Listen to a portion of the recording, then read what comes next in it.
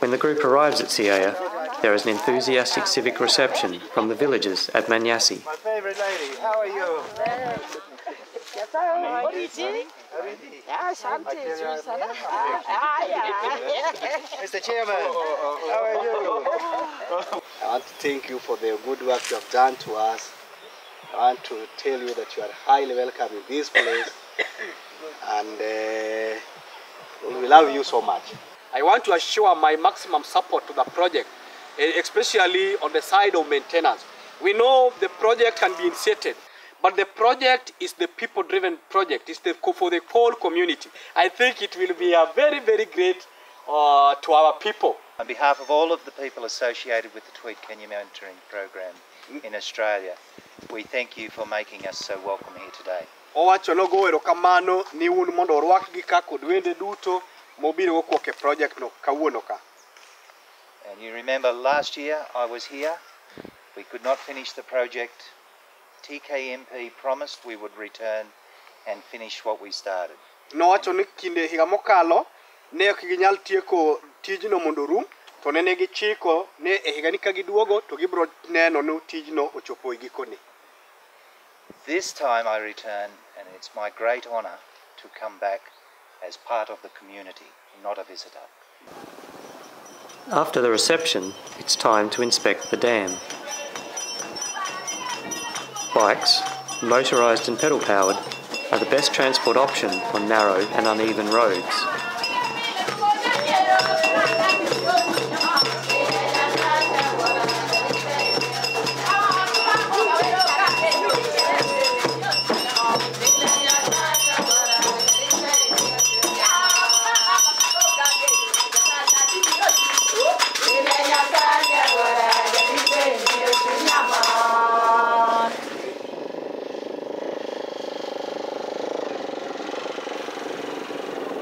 Months after his Safe Water 5 expedition, Bob is back at Manyasi Dam.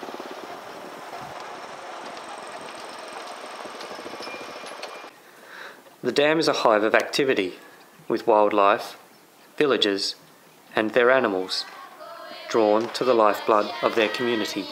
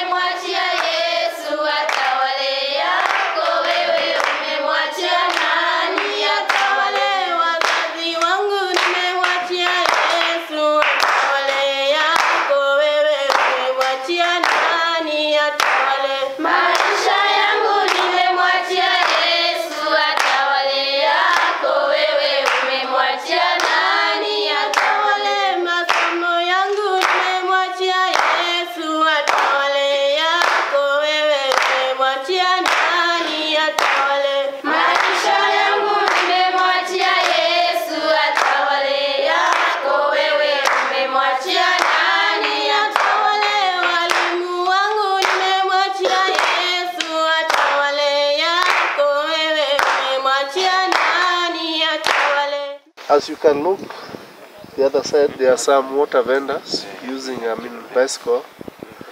They fetch that water, untreated water, sell it to people, so it's a bit expensive.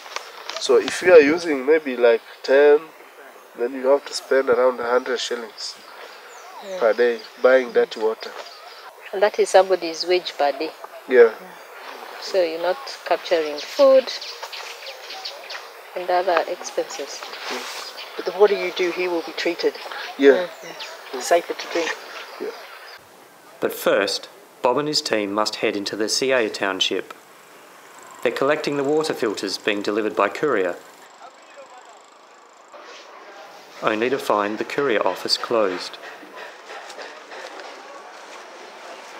It's a chance to tour the town centre.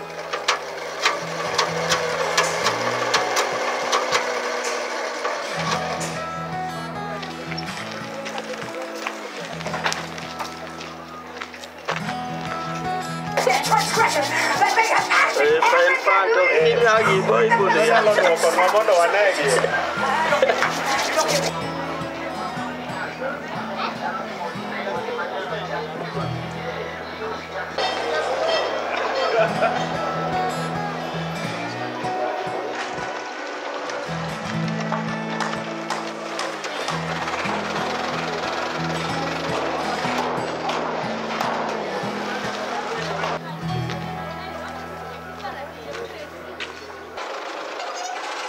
courier van finally arrives.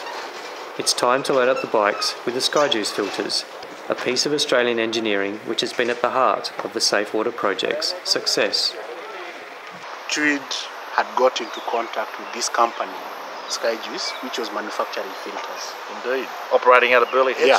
We became involved in the Tweed Kenya mentoring program some years back. We recognised that there was a common goal with both our organisations to provide clean water to overseas countries such as Kenya, and we then worked on implementing the first clean water project, which proved successful, and from then we've been able to replicate that a number of times. The key thing from an engineering perspective that TKMP has provided is the water kiosks has been a major breakthrough.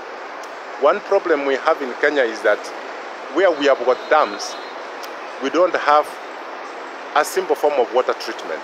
The technology is simple and it can be managed at the community level, as opposed to a number of technologies that we have whereby they are not possible to implement at the community level. So we've developed the Sky Hydrant based on technology developed in Australia, which produces the same quality of water that is available to first world countries such as Australia. The Sky Hydrant introduces dirty water into the base of it. It then travels up through the internal filtration module, where there's thousands of tiny hollow fibres. The hollow fibres are like a straw, and the outside of the fibres contains billions of microscopic holes. The water passes through those microscopic holes, and in doing so is where the filtration process takes place. The contaminants are sieved out essentially at that point. The Sky Hydrant will remove all pathogens from the water. So it's taking out bacteria and viruses and all other disease-causing organisms. So, with the development of the water kiosks, with the water filters, where we have got also chlorine being added, that has been a major improvement in providing good quality water. And that is basically, and when you go to most places, that kind of technology is non-existent. And we started about 10 years ago, and over the ensuing years developed water filtration equipment which required no power to operate, worked off gravity feed, required very little maintenance, and required no replacement filtration modules internally, and which would last a long time. So it was purely based on humanitarian ideals. There was no commercial incentive for us to become involved in this area. It was purely to take world's best technology currently available and introduce it to countries which had very poor water quality and people were and mortality from that. And they had an idea of trialing the filters in Nairobi River. You know, you wouldn't do that, it's murky. Nobody would drink that water. So we said no, we can't trial the filters in Nairobi River as much as we would want that. So what we are going to do is going to find somewhere that people really are in need of safe drinking water and trial it. That's how we ended up in Siaya, or Bambo Kadenge.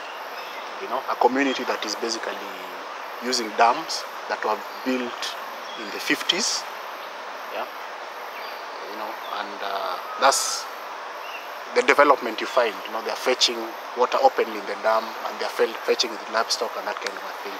So the model was basically to have a kiosk somewhere next to the dam where they can have what you call safe water, and they operate it as a community, yeah, and not share the water source with the cattle.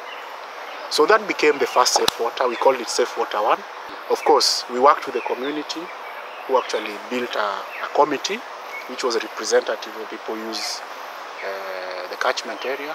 Ultimately, because we were thinking that they'll end up owning and operating the facility. We didn't have an organization, we didn't have funding, so it was very important to do it that way. We assist TKMP in a few ways. We have corporate donors who are happy to fund projects, so over the years one of our main corporate donors has been the Siemens organisation. They've contributed a lot of funding towards projects, and that has been useful to offset the costs in a lot of the TKMP projects. In addition to that, the SkyJuice Foundation from other donor sources has been able to offset the funding for some of those projects, and in some cases we've actually donated 100% some of the filtration equipment required for TKMP. Working with TKMP has been very beneficial. It's something which we enjoy doing, and we've actually been able to learn a lot from their projects. We've been able to refine some of our systems. The SkyJuice Foundation has now been involved in implementing water filtration projects in many countries. To date, around about 50 countries. Our sky hydrants have been deployed in great numbers around the world. We've actually lost count of the exact numbers, but it's into the thousands.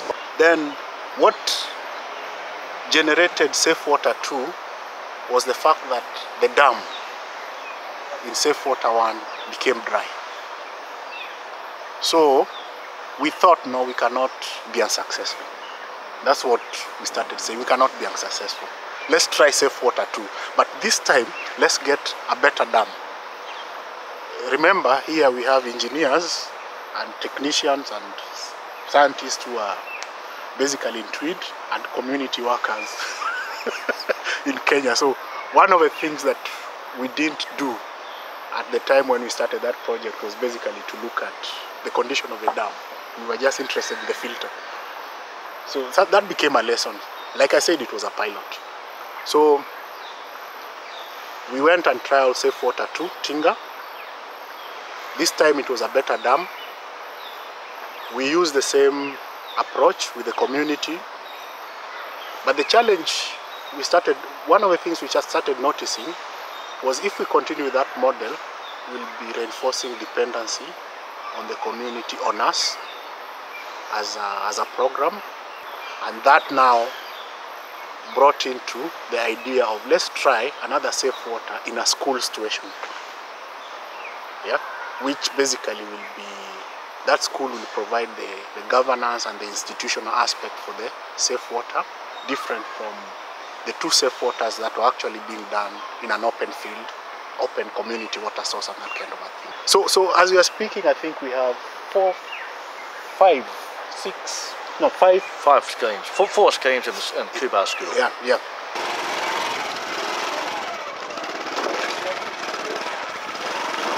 With the filters strapped firmly to the bike, it's off to the team's new home for the next week.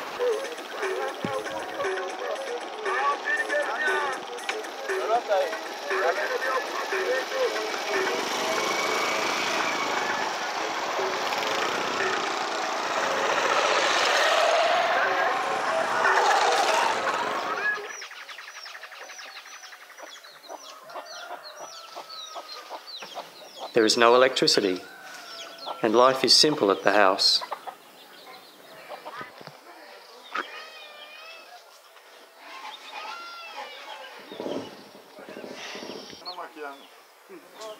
Food and belongings are scarce, and there are often battles to stake a claim or protect what you have.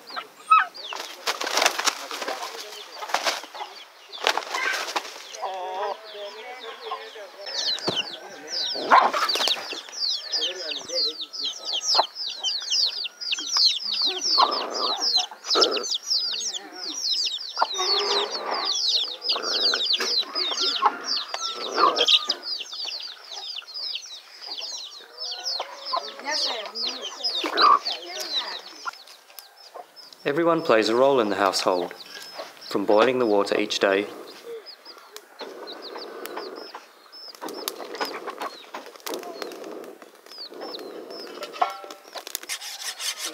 to sharpening the tools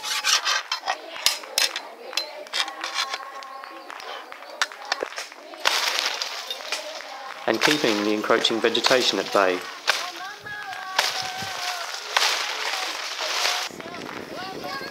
But people make do with what they have, and they are generally happy. Mama,